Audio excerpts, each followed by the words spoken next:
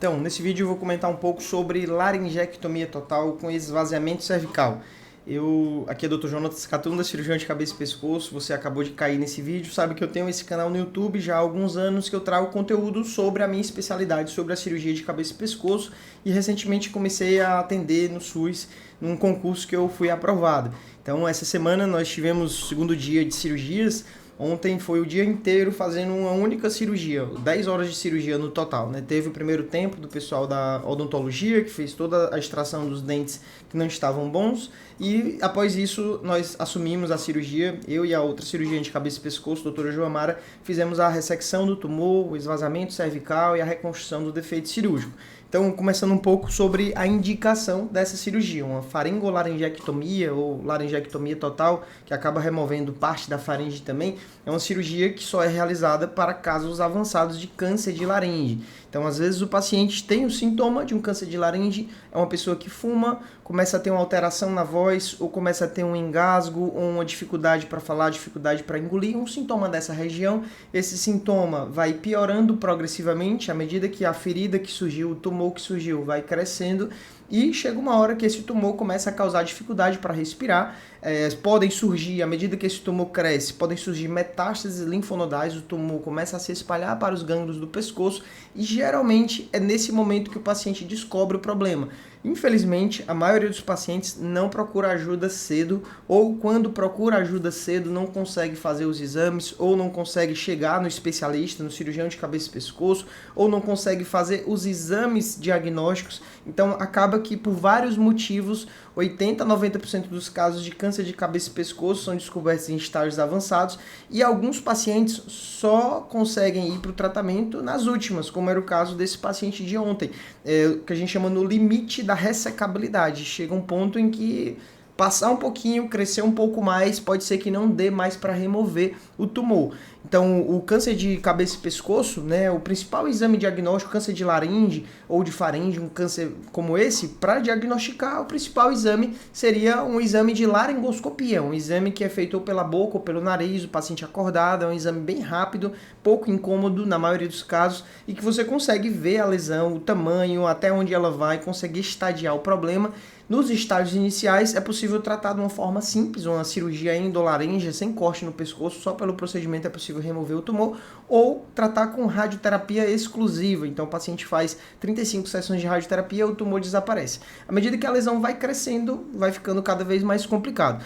Alguns pontos importantes para quem tem esse problema e vai passar pelo tratamento. Então, os dentes, eu falei no início que esse paciente fez a remoção de todos os dentes. Existe algo que pode acontecer após a radioterapia, que é a osteoradionecrose. Então, todo paciente que vai precisar de radioterapia no pescoço ou que já fez a radioterapia no pescoço, tratar qualquer problema dentário é muito mais arriscado, porque a radiação, quando o paciente recebe esse tratamento de radioterapia, e aqui eu não estou falando de iodoterapia, é a radioterapia externa, que geralmente são 30 a 35 sessões em cirurgia de cabeça e pescoço. Esse procedimento, ele dificulta a cicatrização do osso, porque a radiação acaba afetando também os tecidos sadios, não trata só o tumor, infelizmente ela acaba pegando também todos os tecidos dessa região. Então, o ideal é que antes de fazer o tratamento, o paciente faça o tratamento dos dentes. Então, caso tenha algum dente sadio, dá para deixar. Caso não tenha nenhum dente sadio, é removido todos os dentes, né? Fazer o tratamento antes de receber a radiação.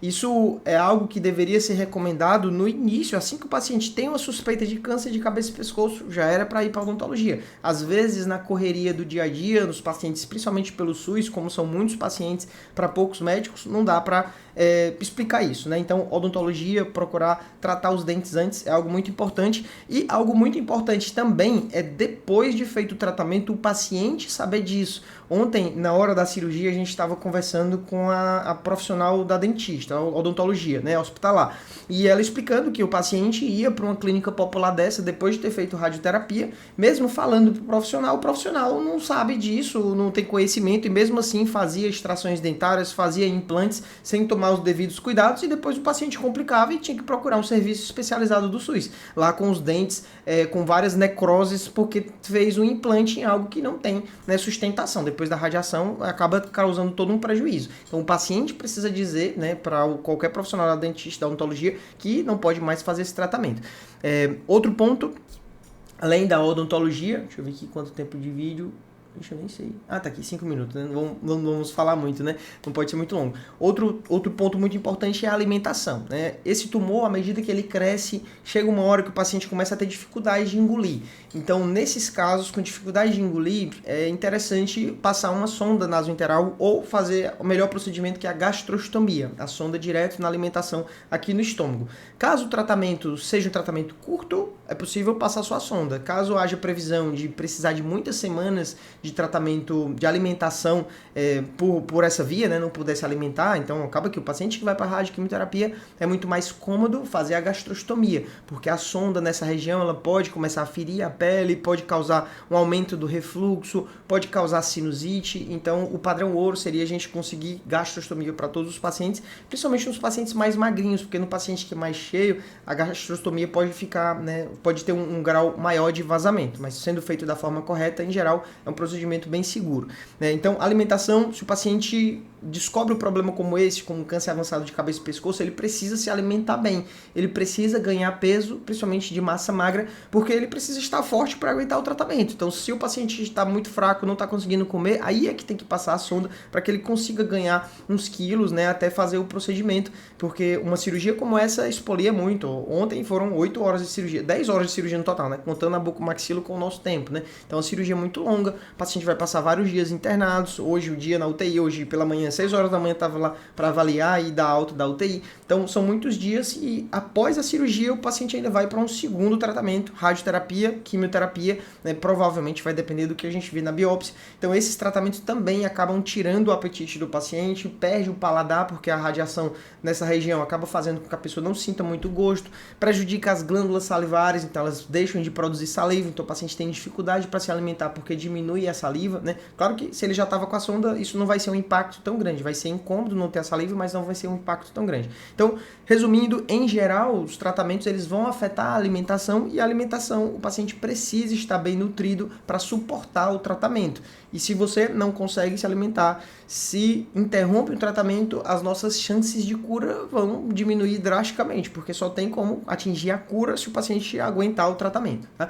Tratamento com intenção curativa. Isso é outro ponto também. É muito importante saber que existe a intenção curativa, quando ainda é possível remover toda a doença e deixar o paciente livre de doença, e existe a intenção paliativa, quando a gente não está mais falando em curar o paciente, não é mais possível pelo tamanho do tumor, pelo grau de extensão.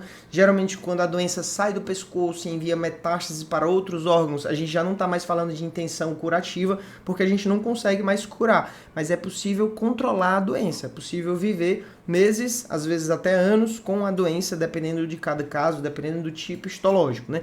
E aí, alimentação, dentes. Outro ponto, respiração.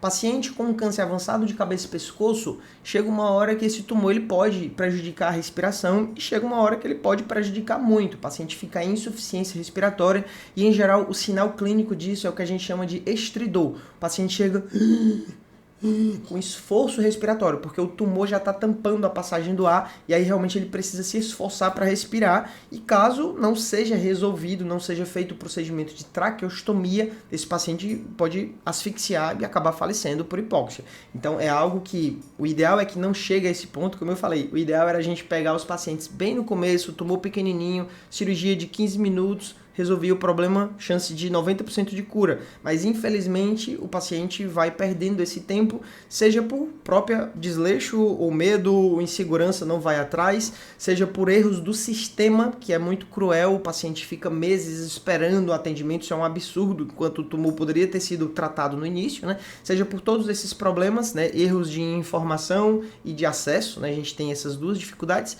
acaba que descobre tarde demais. E chega uma hora que pode realmente dificultar a respiração. e aí vai para traqueostomia. Às vezes o paciente é sugerido a cirurgia quando já tem um tumor avançado, e às vezes o paciente tem um medo porque a cirurgia ele vai precisar de traqueostomia e vai precisar de sonda nasointerral pelo menos durante um período, né? Mas é algo que o paciente precisa saber que, caso ele não faça o tratamento de um câncer avançado de cabeça e pescoço, sonda e traqueostomia é algo que ele vai precisar em algum momento com o tumor avançado. Então, às vezes, você tem essa escolha de passar por um procedimento agressivo para remover a doença, ter um período de recuperação, mas que tem uma chance de cura, do que ficar com a lesão e o tumor progredir, né, cada vez mais.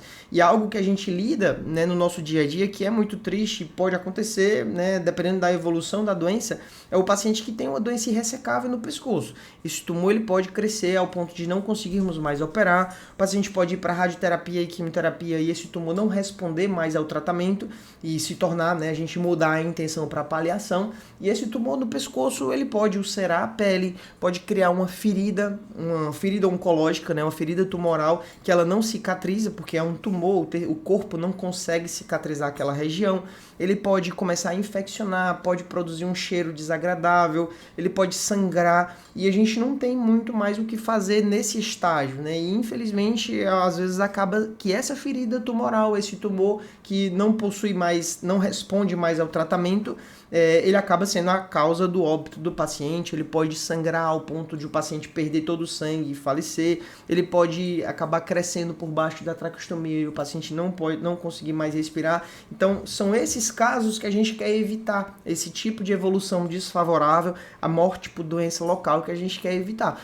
Mesmo que para isso a gente precise fazer cirurgias agressivas, uma laringectomia total, remover toda a doença, às vezes até paciente falecer por a cirurgia ser muito extensa é algo que pode ser melhor no sentido de que falecer com a doença avançada no pescoço, causando todo esse transtorno. É um tema difícil de conversar com isso, ainda mais assistindo a um vídeo que talvez não seja o seu caso, mas aqui o meu papel é utilidade pública, trazer informação para as famílias e para os pacientes que passam com isso, né, que tem esse tipo de problema, tá? Eu espero ter ajudado, é algo que no nosso dia a dia a gente acaba não tendo tanto tempo, então a minha ideia aqui com esses vídeos é toda semana trazer algum assunto de algum procedimento que a gente fez ou algum caso interessante que a gente viu, e o caso dessa semana foi esse, que eu espero que o paciente escape, dê tudo certo e vá para o próximo tratamento, que é a radioterapia e quimioterapia, né? E é isso, um forte abraço, espero que você fique bem e até o próximo vídeo. Valeu!